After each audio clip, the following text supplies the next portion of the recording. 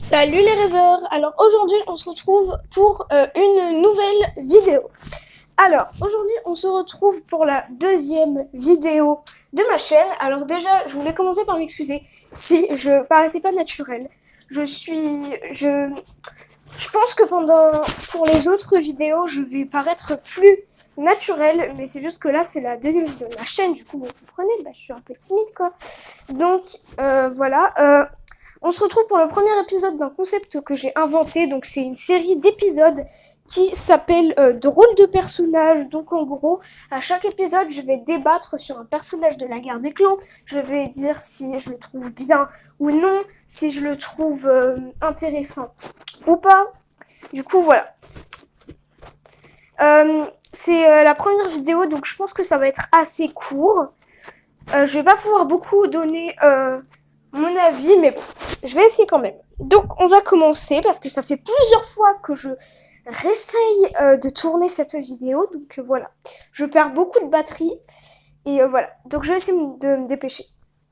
Déjà au départ, en fait, je le trouvais sympa. Il était drôle, il était gentil avec Petite Bleuette et sa sœur.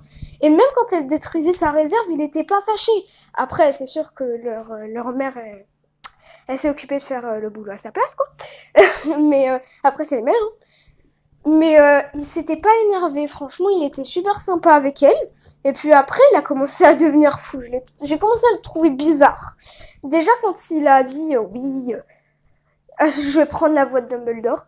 Oui, il faut aller attaquer le clan du vent. Je m'étais dit, c'est bizarre. En fait, j'ai fait exactement la même tête qu'Étoile Bleue, que Nuage Bleu. Du coup, à l'époque, elle était apprentie.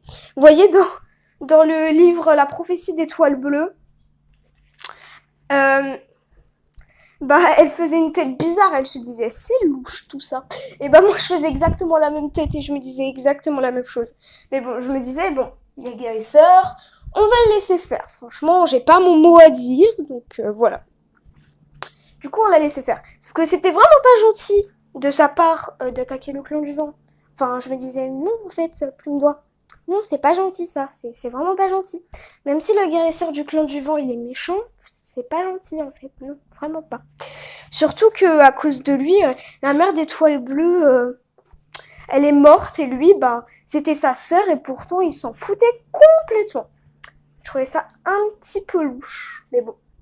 Même Étoile Bleue, elle pensait que c'était de sa faute, sa mère était morte et tout. Bon, elle a un peu raison, mais bon, on va pas commencer à rejeter la faute sur lui quand même. Même si c'est un peu de sa faute, c'est pas la question. Donc, je ris beaucoup pendant cette vidéo, désolée. Désolée. Et ensuite, il a commencé à devenir fou. Enfin, il partait de plus en plus dans la forêt, cueillir des remèdes et tout. Déjà, je trouvais ça louche. Tout le clan commençait à croire qu'il était fou, et ils avaient un peu raison.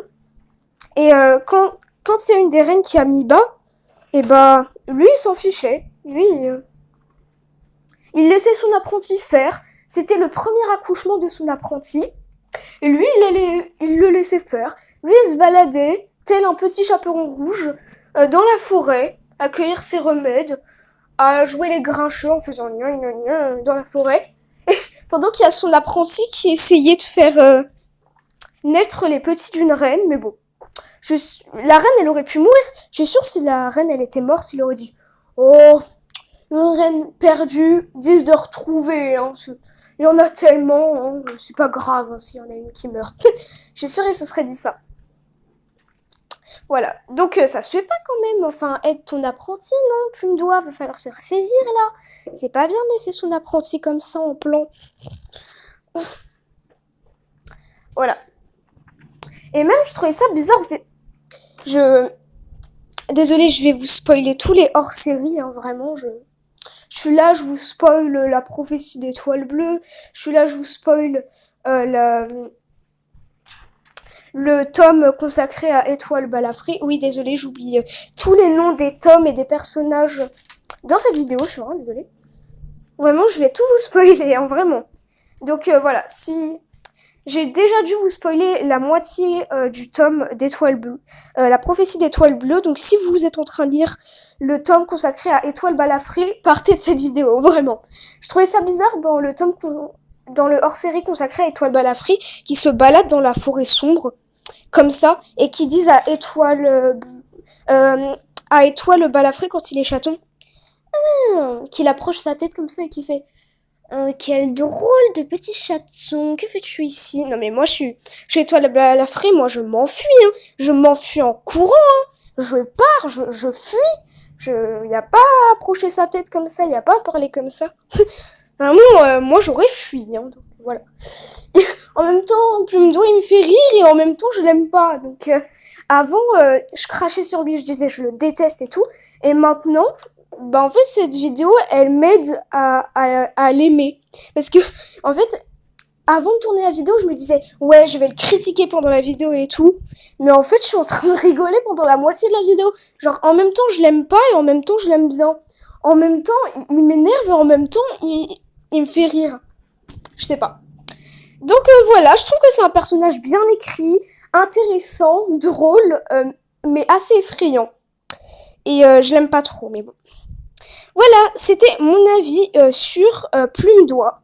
J'espère que cette vidéo vous aura plu. Et je vous dis à bientôt les rêveurs. Bye!